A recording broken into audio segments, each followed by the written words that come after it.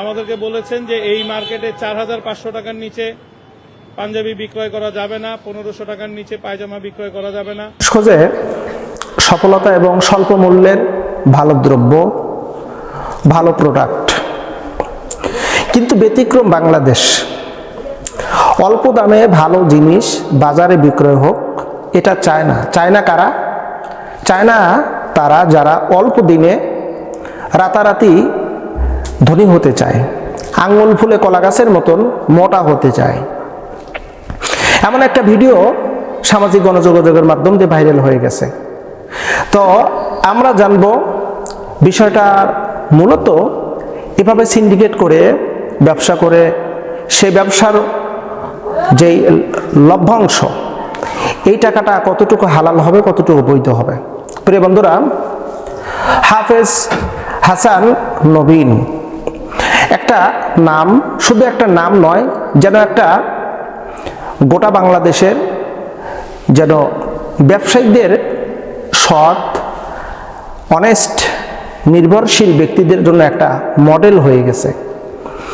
হাফেজ হাসান নবীন তিনি একজন প্রবাসী, একজন মানবতার, উদারতার পরিচয় দেওয়ার জন্য উদার মনের অধিকারী একজন ব্যক্তি। তিনি প্রবাসী থেকে বিদেশ থেকে আসলেন দেশে। তার উদ্দেশ্য হলো গরিব অসহায় মানুষদেরকে ঈদের সময় তাদের পরনে নতুন কাপড় তুলে দেওয়া স্বল্প মূল্যে। এজন্য তিনি ব্যবসা প্রতিষ্ঠান শুরু করলেন। অসংখ্য শাখা প্রশাখা অলরেডি চালু করে ফেললেন। অল্প দিনের ভিতরে তার একটা ভালো পরিচয় হয়ে উঠল, ভালো একটা পজিশন তৈরি হলো। দেখতে দেখতে তিনি এত বড় একটা বিশাল বিস্তীর্ণ একটা ব্যবসা প্রতিষ্ঠান তৈরি করেছেন, যা বাংলাদেশের অনেকেই জানে না। হয়তোবা আমরাও জানতাম না যদি সাংবাদিক সম্মেলনে তিনি এই ভিডিওটা না দিতেন বা এই ভিডিও বার্তাটা যদি না দিতেন। প্রিয় বন্ধুরা, তিনি মগবাজারের একটি মার্কেটে তার শপিং মল অর্থাৎ নবীন ফ্যাশন, এই পাঞ্জাবি এবং পায়জামার একটি বিশাল সমারোহ। সেখানে তিনি অল্প দামে 300 টাকা দামে একটা পাঞ্জাবি বিক্রয় করতেছেন আর 150 টাকায় একটা পায়জামা বিক্রয় করতেছেন। দেখা যাচ্ছে গুণগত মান হিসেবে এই প্রোডাক্টটা অর্থাৎ এই পাঞ্জাবি এবং পায়জামাটা যথেষ্ট পরিমাণ ভালো, কিন্তু বাজারে যারা বিক্রয় করতেছে অর্থাৎ এই মার্কেটের অন্যান্য শপিং মলে তারা বিক্রয় করতেছে এই সমপরিমাণ, অর্থাৎ এই যে পাঞ্জাবিটা দিচ্ছে এই পাঞ্জাবির সমপরিমাণ অর্থাৎ ঠিক একই কোয়ালিটি তারা দাম নিচ্ছে 3 থেকে 4 হাজার টাকা, আর পায়জামা বিক্রয় করতেছে 1700 টাকা একই কোয়ালিটি। আর নবীন ফ্যাশন বিক্রয় করতেছে 150 টাকা আর 300 টাকা, কোয়ালিটি একটু ভিন্ন, 500 টাকা উপরে 700 টাকা পর্যন্ত আছে। ওই সিন্ডিকেটররা বলল, অর্থাৎ হাফেজ হাসান নবীনকে বলল যে তুমি 1700 টাকায় পায়জামা বিক্রয় করবে আর এই 300 টাকা যেটা বিক্রয় করতেছো এটা বিক্রয় করতে হবে 3000 টাকায়। যদি বিক্রয় করতে না পারো তাহলে তোমাকে এখানে ব্যবসা করতে দেব না।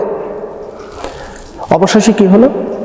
দলীয় পাওয়ার খাটায় পরিচয় হলো তাকে মার্কেট খুলতে দেবে না, বন্ধ করতে হবে। হাসান নবীন চলে গেলেন পুলিশ প্রশাসনের সহযোগিতা নিতে। পুলিশ প্রশাসন তাকে সহযোগিতা করলেন না, এমনকি ফোনে তাকে বললেন যে আপনি ব্যবসা গুটিয়ে নেন, আপনি তাদের সাথে পারবেন না, কারণ তারা হলো প্রধানমন্ত্রীর বন্ধু। হাসান নবীন তিনি পরিশেষে সাংবাদিক সম্মেলনে বার্তা দিলেন এবং তিনি বিদেশে পাড়ি জমালেন। তার বক্তব্যটা সুস্পষ্ট। তিনি বললেন যে এই সিন্ডিকেটররা আমাকে ব্যবসা করতে দেবে না, 300 টাকা বিক্রয় করতে দেবে না। আমি যদি বিক্রয় করি তাহলে আমাকে হয়তো বা মেরে ফেলতে পারে, ওসমান হাদির মতন আমাকেও মেরে ফেলতে পারে। ওসমান হাদিকে মানুষ ভুলে গেছে, আমাকেও হয়তো বা কিছুদিন মানুষ স্মরণে রাখবে, এরপর আমাকেও ভুলে যাবে। তো আমি সিংহের মতন বাঁচতে চাই, আমি এই সিন্ডিকেটের আওতায় পড়ে আমি আমার জীবনটাকে শেষ করে দিয়ে আমার ছেলে মেয়েদেরকে এতিম আমি করতে চাই না, এ বলে তিনি বিদেশে পাড়ি জমালেন। এই যে হলো সিন্ডিকেটের একটা বিজনেস। প্রিয় বন্ধুরা, যেখানে সিন্ডিকেট ভাঙা যায় না সেখানে কখনো দ্রব্যমূল্যের দাম নিয়ন্ত্রিত হয় না, যেটা আমরা বাস্তবিকভাবে লক্ষ্য করে দেখতেছি। আমার দেশে তেলের মজুদ আছে, তেলের অভাব নাই। জ্বালানি মন্ত্রী তিনি বলতেছেন আমার দেশে তেল প্রচুর পরিমাণ আছে, কোনো ঘাটতি নেই, অথচ দেখেন পাম্পে তেল পাওয়া যাচ্ছে না। মাইলকে মাইল সারিবদ্ধ হয়ে তেলের জন্য দাঁড়িয়ে আছে মোটরসাইকেলগুলো। আবার পাম্প বন্ধ হলে কি হবে, পাম্পে তেল না থাকলে কি হবে? খোলা বাজারে তেল পাওয়া যাচ্ছে, যেই তেলের দাম 300 টাকা, 350 টাকা, কোনো কোনো জায়গায় 400 টাকা, 500 টাকা। তাহলে এই তেলগুলো কোথায় গেল? জ্বালানি মন্ত্রী বলতেছে তেলের অভাব নাই, আর পাম্পে তেল নেই। সব মিলে আমরা যতটুকু বুঝতে পারলাম, এই তেলগুলো সিন্ডিকেটারদের আওতায় চলে যাচ্ছে। তারা পাম্প থেকে বিক্রয় করতে দিচ্ছে না, খোলা বাজারে তেলগুলো দিচ্ছে সামান্য কিছু লাভে। কারণ পাম্পে তেল পেট্রোল অকটেন 126 টাকা লিটার, হয়তো সে তেলটা নিয়ে বাজারে বিক্রয় করে দিচ্ছে 150 টাকা লিটার, অথবা তার চেয়ে একটু বেশি হতে পারে। খোলা বাজারে ওরা বিক্রয় করতেছে 250, 300, 400 টাকা লিটার। তাহলে মোটামুটি কেউ তো কম সন্তুষ্ট নাই। যারা সিন্ডিকেটে করে তেল পাম্প থেকে তেল সরায় নিল, খোলা বাজারে দিল, তাদের মোটা অঙ্কের টাকা পকেট ভর্তি হয়ে গেল। এই যে সিন্ডিকেটার, আর যারা 1 টাকার অর্থাৎ সিন্ডিকেট করে দ্রব্যমূল্যের দাম বেশি করে যারা উপার্জন করতেছে, তাদের এই উপার্জন সম্পূর্ণরূপে হারাম, সম্পূর্ণরূপে হারাম। হাদিসের মধ্যে আসছে, নবী করিম সাল্লাল্লাহু আলাইহি সাল্লাম বলেছেন যে তোমরা খাদ্যদ্রব্য এগুলো তোমরা জব্দ করে রেখো না, আটকে রেখো না। কেন রেখো না? কারণ এগুলো যদি আমি আটকে রাখি তাহলে মানুষের ভিতরে খাদ্যের অভাব পড়ে যাবে, মানুষ ক্ষতিগ্রস্ত হবে, কষ্ট পাবে, আল্লাহ নারাজ হবে। তো এখন প্রশ্ন হলো, এই তেল তো আর খাদ্যদ্রব্য না, তাই না? পোশাক পরিচ্ছদ এগুলো তো আর খাদ্যদ্রব্য না। তো রসুল বলছেন খাদ্যর কথা, এখানে তো পোশাকের আমি সিন্ডিকেট করে 100 টাকার জিনিস 150 টাকার জিনিস 1700 টাকা বিক্রয় করবো, 300 টাকার জিনিস 3000, 4000 টাকা বিক্রয় করব না। এখানে খাদ্য দ্বারা দৃষ্টান্ত বোঝানো হয়েছে। মানুষের নিত্য প্রয়োজনীয় জিনিসগুলোকে আপনি সিন্ডিকেটের আওতায় আনতে পারবেন না। আমরা লক্ষ্য করে দেখেছি এই নির্বাচনের পরে অনেক কিছু পরিবর্তন হয়ে গেছে। যেমন সারের একই সার এক বাজারে একরকম দাম, আর এক বাজারে আর এক রকম দাম, আবার মূল ডিলারের কাছে পাওয়াই যায় না। বিষয়টা হলো সিন্ডিকেট। এই সিন্ডিকেট যতক্ষণ না পর্যন্ত ভাঙা যাবে ততক্ষণ না পর্যন্ত দ্রব্যমূল্যের দাম নিয়ন্ত্রিত হবে না। আর এই সিন্ডিকেটের কারণে দেশ এবং জাতির যে বিপর্যয় এবং মানুষের যেই ভোগান্তি, মানুষের যে কষ্ট, এই কষ্টের কারণে আল্লাহর লানত অর্পিত হবে তাদের উপরে, যারা সিন্ডিকেট করে এই ব্যবসা বাণিজ্যগুলো করতেছে। আফসোস হচ্ছে, লক্ষ্য করে দেখা যাচ্ছে আমরা গোটা বাংলাদেশের জরিপ যতটুকু আমরা দেখতে পাচ্ছি অনলাইনে, সোশ্যাল মিডিয়াতে, প্রিন্টিং মিডিয়া, ইলেকট্রিক মিডিয়ায়।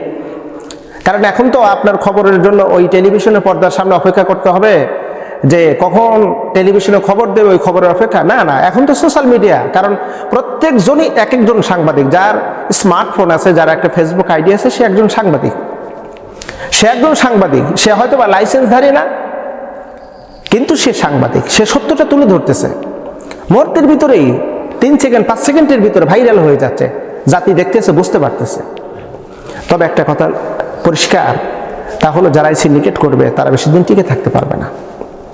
এই সিন্ডিকেট করে কেউ কখনো টিকে থাকতে পারবে না, যেটা ফ্যাসিস্ট স্বৈরাচারী থেকে আমরা শিক্ষা পেয়েছি। প্রিয় বন্ধুরা, আসুন আমরা একটু সচেতন হই এবং সমাজকে জাগ্রত করা আমার আপনার নৈতিক দায়িত্ব।